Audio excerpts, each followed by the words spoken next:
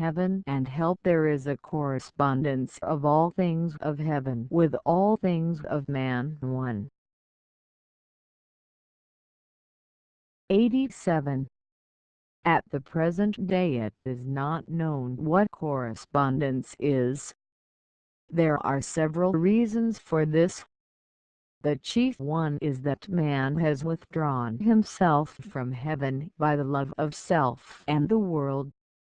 For he who loves himself and the world above all things regards only worldly things because they are pleasing to the external senses and gratify his inclination, and he does not regard spiritual things because they are pleasing to the internal senses and gratify the mind.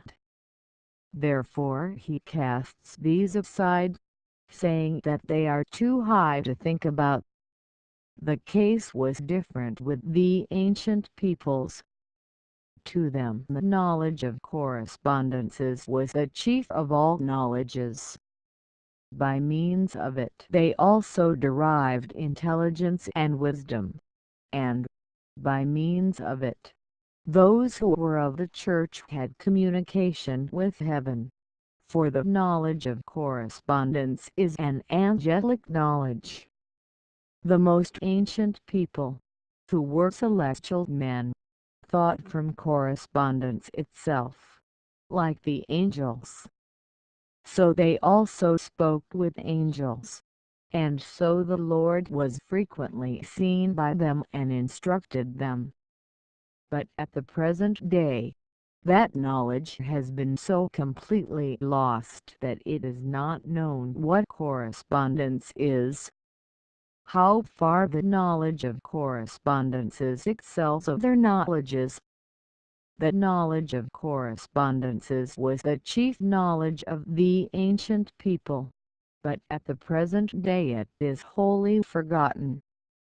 The knowledge of correspondences flourished among the Orientals and in Egypt. 88.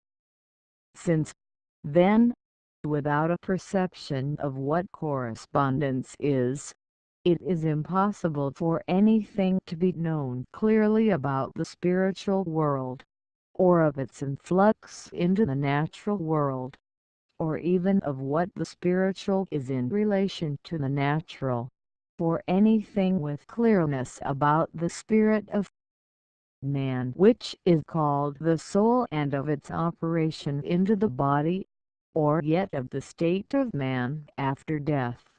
It is necessary, therefore, to explain what correspondence is and what is its nature.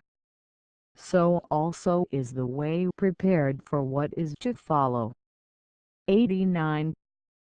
First, it will be stated what correspondence is. The whole natural world corresponds to the spiritual world, not only the natural world in general but also in every particular. Therefore, whatever in the natural world comes into existence from the spiritual world is said to be in correspondence with it. It must be known that the natural world comes into existence and continues in existence from the spiritual world, precisely like an effect from its affecting cause. By the natural world is meant everything in its whole extent that is under the sun, receiving heat and light from it, and all things that continued in existence therefrom belong to that world. But the spiritual world is heaven, and all things in the heavens belong to that world. 90. Since man is both a heaven and a world in least form after the image of the greatest, there is, therefore, with him both a spiritual and a natural world. Interior things which belong to his mind and relate to the understanding and the will, make his spiritual world, while exterior things which belong to his body and relate to its senses and actions make his natural world. Consequently, whatever in his natural world, that is, in his body and its senses and actions, comes into existence from his spiritual world, that is, from his mind and its understanding and will, is said to be a correspondence thereof. 91. What correspondence is, may be seen from the human face. In a face which has not been taught to dissemble, all the affections of the mind come to view in a natural form as in their image.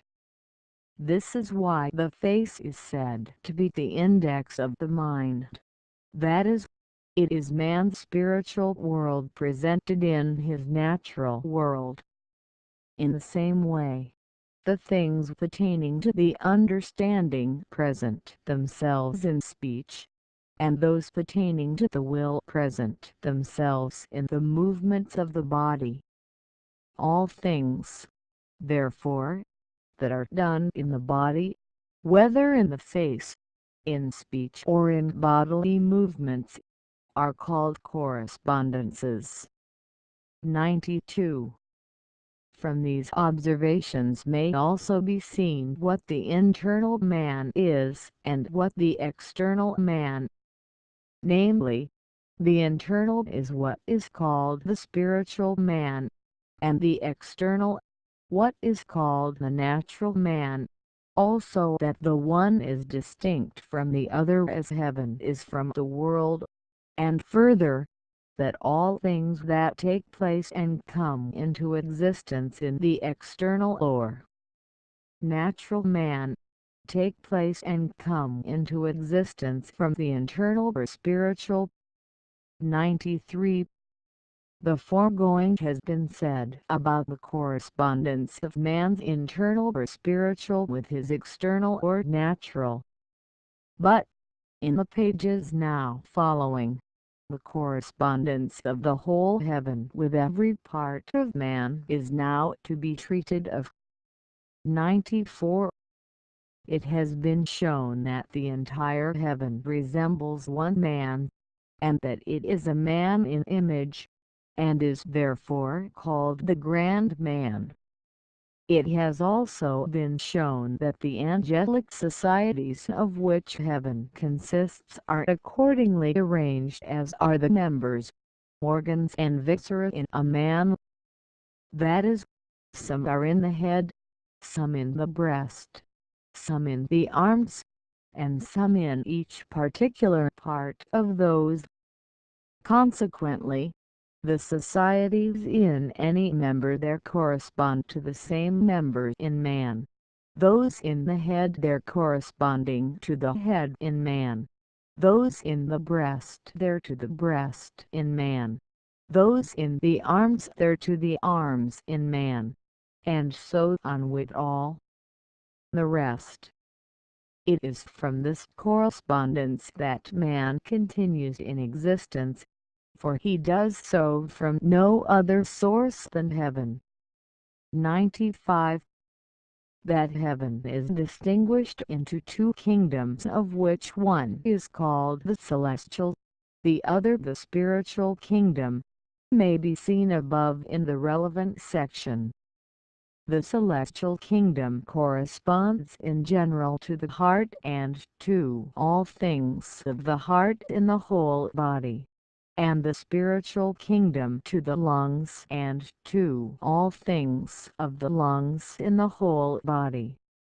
Likewise in man, heart and lungs form two kingdoms, the heart ruling there by means of arteries and veins, the lungs by means of the nerve and motor fibers, both together in every exertion and movement. So again in any one man, in his spiritual world called his spiritual man, there are two kingdoms, one of the will and the other of the understanding. The will rules by means of affections of good, and the understanding by means of affections of truth. These kingdoms indeed correspond to the kingdoms of the heart and the lungs in the body. It is the same in the heavens. The celestial kingdom is the voluntary part of heaven, and the good of love rules there. The spiritual kingdom is the intellectual part of heaven, and truth rules there. All this corresponding to the functions of the heart and lungs in man. It is on account of this correspondence that, in the word, the heart signifies the will and also the good of love, and the breath of the lungs signifies the understanding and the truth of faith. For the same reason, affections are ascribed to the heart although they are neither in it nor derived from it. The correspondence of the heart and lungs with the grand man, which is heaven, from experience. The heart corresponds to those in the celestial kingdom, and the lungs to those in the spiritual kingdom. There is in heaven a pulse like that of the heart, and a respiration like that of the lungs but interior. There the pulse of the heart varies in conformity with states of love, and the respiration in conformity with states of charity and faith. In the word the heart means the will, and from the heart means from the will. In the word the heart also signifies love, and from the heart means from love.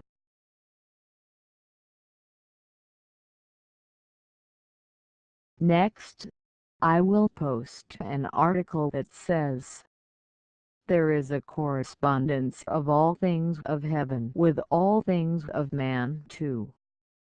Thank you.